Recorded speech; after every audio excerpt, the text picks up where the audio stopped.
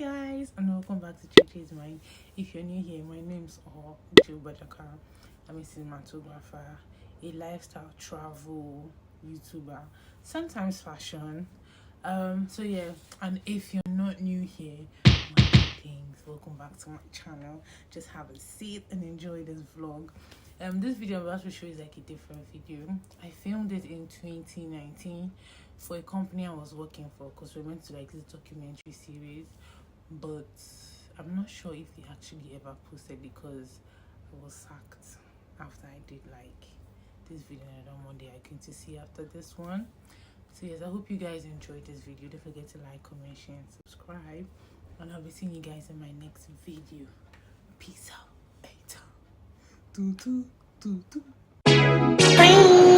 You a bad girl and your friends bad too. Oh, you got the swag, so you trip the swag too. Oh. Welcome to Chuches Mind. I may be young, but I'm ready to give you all my love. Please subscribe, I'm hungry.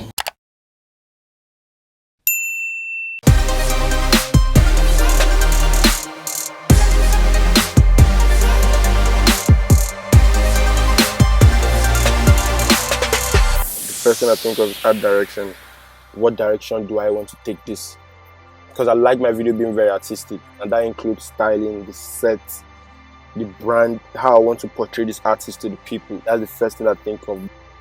My name is TG Omori. The TG stands for Thank God, so like my full name is Thank God Omori Jesam. I'm a music video director. I'm 24. I was born on June 8, 1995. I stay in Lagos doing my hustle. Everything about me right now is around Lagos. This is where I grew up actually. I'm from a family of 2 boys. Yeah, me and my brother and my parents. Everyone stays in Lagos. I started filmmaking when I was about 16. Yeah, that was when I got into film school. Then from there, I started writing. I started up as a writer. Then I started acting too. So in between, then I was shuffling acting and writing. In between this period where I was acting and writing, I started developing myself as a director, started developing myself as a cinematographer, started developing myself as an editor. So basically, I did not really learn this thing from nobody. I had to do personal researches. I had to go on YouTube. I had to read online to educate myself, because basically I feel like I'm a very creative person. Creativity was there already. I just needed the tools. I just needed to be able to identify cameras, know how cameras work. I just needed to understand how editing works. Then I just bring in my creative power and then use these tools to achieve what I actually want to do. I've not really had a life outside filmmaking too. I don't even know how I'm going to fit into the society if I'm not a filmmaker, because I'm a wayward child. You get me? So education wise, I dropped out of school a couple of times. So, you know how the Nigerian structure is: go to the university, come out, get a job. I did not go to the university and come out. So, if I wasn't doing this, actually, then probably I'll still be in the entertainment industry, probably doing music or into fashion or being a stylist. But I'll still be in the entertainment industry. I feel like this is what I was born to do, and why am I trying to search for another thing when I have what I want in my hand? Sometimes I feel like it's divine. Sometimes I can't even tell what I'm going to shoot next. I just wake up in the morning and something drops in my head, and I try to fit into the song that I'm going to work on. So sometimes I have the idea sketched in my head already. When I hear a song and I feel like, okay, this song is mad, I try to fit in the ideas I have into the song. It's something that I wake up every morning like by 5 a.m. and drill my brain till I wake up properly or till I get off the bed. In between this process, something might just drop into my head and I'll be like, oh yeah, this feels good. And when I mean drilling my brain, I mean trying to look for something that's never been done, something very different. When I'm thinking about something, and if anything comes to my head, I'll be like, no, this shit has been done before. I have to think outside the box, not even outside of the world, so that I just crack out something. I might just be like, okay, how is it gonna be like having men on wedding dress and wearing Air Force and all of them are carrying rifles? How is it gonna be like? Does it even make sense? No, it doesn't. But yes, that is it. That's why I'm wayward. Let's do what does not make sense. Let's make people understand that there's sense in this thing. From the one, I never really wanted to become a director. From church, I used to direct stage plays. When I was in children's church, I used to teach people in the youth church. I used to direct stage plays, like, you know, normal family weekends, and you have drama in church. They were coming from the children's church. I think I was like 12. I always had an idea about everything. I always have a say. I always figure out how this thing should go. I always know how to plot. I always know how to block on stage. I always know how this thing is going to work out. I always know how to captivate my audience. I always know what is going to make these people be like, wow, this is beautiful. So I always used to direct stage plays. But I had no idea that I was going to be a director. I wanted to be an actor, actually. I loved the whole actor life. At the same time, I wanted to be a musician, either of the two. So I was doing rap music then, and I was still acting. After secondary school, I was in Unilag, hustling, trying to fulfill all righteousness. But yo, that thing wasn't working for me, man. So I had to switch to a film school. But after 1 year, I had to leave the film school too, because it was below what I was expecting. And then I was hustling for roles. I went for auditions, but auditions were just looking like, yo, these people know what they want, they're just calling auditions. They don't want you, man. I got called to come on set too a couple of times. I come on set, I do my thing, but it was still crazy for me because I'll be on set for like a week and they're paying me like 5k naira. Like, yo, 5k naira for a week. How am I supposed to feed the family? How am I supposed to take care of myself? How am I supposed to get new shoes? So I got bored. I was like, okay, I just had to sit back and be like, who is making the highest money in this thing? Who will be the guy for here? Shebi's the director that's calling out the shots. He's the big guy here, yeah? Okay, I want to be like this guy. How can I be like this guy? I don't know. I feel like I was born creative. So I feel like I can always fit myself into any creative department I want to. And I feel like I'm still going to succeed. But I don't want to do movies. I want to do music videos instead. So I actually calculated the risks. I calculated the income. I calculated the lifestyle. And I was like, okay, I want to be a director. Then I started working towards it. I started doing my research. Trust me, when I shot my first music video, I've never been on set before. I don't know how it's done. Even till now, I've never been on any other director's set apart from mine. I was just watching behind the scenes on YouTube. I was watching tutorials. I was online doing research on directing. I started shooting viral videos in the hood with my friends. I just get a phone, I get a small camera like a 7D. I was just making videos. If I make this video today and I mess up, I look at it, I'll be like, yo, this video is overexposed. I need to build down the exposure the next time I'm shooting. Then I was doing that for like 3 months. Every weekend, I just get a camera, rent a camera, go to the streets, get my friends that rap. I was just making videos every time and I was getting used to the culture. In 2016, I got my first major video. I think the budget was not so much, but it was nice. So I was willing to go all out. I was willing to put a statement. I was willing to make a statement. I shot that video and it was beautiful. It was on TV. Everybody loved it. I started getting calls. I got a call from Chicago. My phone rang. I checked it and it was an international number. I was like, yo, I just saw the video you shot. That video was nice, man. I have an artist in Nigeria. I wanted to shoot for that. Oh, so it has started. I was still with the underground artists. I was still with the upcoming artists then. I was shooting for most students in Bangkok. I was just with the youth. I was just with everybody in the street. We were doing our own thing. The budget was growing. The quality was getting better.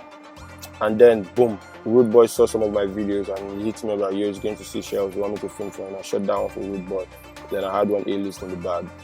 Then, boom, YC hit me up like, yo, I want us to shoot my side. We shot my side. It was mad. That was December 2018. Then, calls started rolling in. Young L, Naira Mali, everybody. So basically, I never really begged for favors. I was just dedicated in doing my own thing. Like, how I even got into the industry, I knew nobody. Nobody actually knew me. People don't even know where I was coming from. They just saw my job, they just saw the name, and they started searching that, yo, who's this guy? Because in every video, I try to have some type of creativity that catches people's attention. So anytime you see it, you'll be like, if this guy gets a better budget, he's going to do something better. Or, can this boy think of something like this? So I was just doing my thing in my own corner and everybody liked it. In just a little space from February to August, I had almost all the A-list artists to my credit. And then I was shooting like every week and everything was looking different. I was like, okay, this is my shot. I got to take it. And I took it. and I took it. I sacrificed a lot in between this period because I was actually using almost all the budget on the video because I was trying to prove a point. I was trying to be out there. I was hungry. I was not even considering. With the amount of videos I've shot, I'm supposed to be pulling up in a Bentley or probably in a private jet because I have like over 100 videos to my name in just a year. And these videos are nice budgets. But I was more dedicated to the work. I was all about the content. I was like, yo, this thing has to be fired. This thing has to be fired. This thing has to be fired. Every video was coming out as a bang. As a bang. Everybody was loving it. The brand was growing. The brand is still growing. And yes, here we are. My producer used to be my best boy, but he graduated to the... Like, everybody on my team are not industry people. That, you know how Jesus created disciples from a fisherman to a carpenter to this. That's how I just picked up random people in the hood that were dedicated to work. Okay, it's not like when I was coming in, I had to look for an experienced producer to come onto my team, or I had to look for an experienced DOP to come on my set. Everybody on my team were just normal people that I saw that these people are hungry and are dedicated. I had to put them through that, yo, this is how production works. As a producer, you have to be on set before me, you have to do this, you have to... I was even getting contacts for them, you get... If I'm to define my style, I will say my style is wayward. It's called the wayward approach. The wayward approach is just like me not limiting myself to anything, me not being conscious of anything. I just create whatever comes to my head. I will just create it. I just wake up and wear anything I feel like, depending on my mood. But I'm a shoe person. I invest a lot in shoes. Once I have nice shoes, I feel like I can wear anything, and I can wear bum shirts. I can wear anything I feel like, long as I'm confident with my shoes. My shoes gives me the confidence. I just believe that my style boils down to my shoes. And I'm not talking about shoes. I'm talking about sneakers. I'm that kind of person that might just be walking down the street, and if I see something I like, I get it. Most times if I travel, I get stuff in Nigeria. If I could just be driving by and then I just see a shop that has nice sneakers and I just stop by, be like, yo, how much for the sneakers? So it's not like I go to Dubai to shop every time. But anytime I'm out of Nigeria, I buy a lot because I think that's the few times you can get original. But in Nigeria too, there are some people that sell original. So anytime I'm out, anytime I'm around, I just shop anywhere. If I go for fashion shows, I go for exhibitions, I buy stuff. I just buy stuff. I feel like fit. I could wear anything I feel like fit, as long as it looks good on me. I draw my inspiration from the society, from everything happening around me.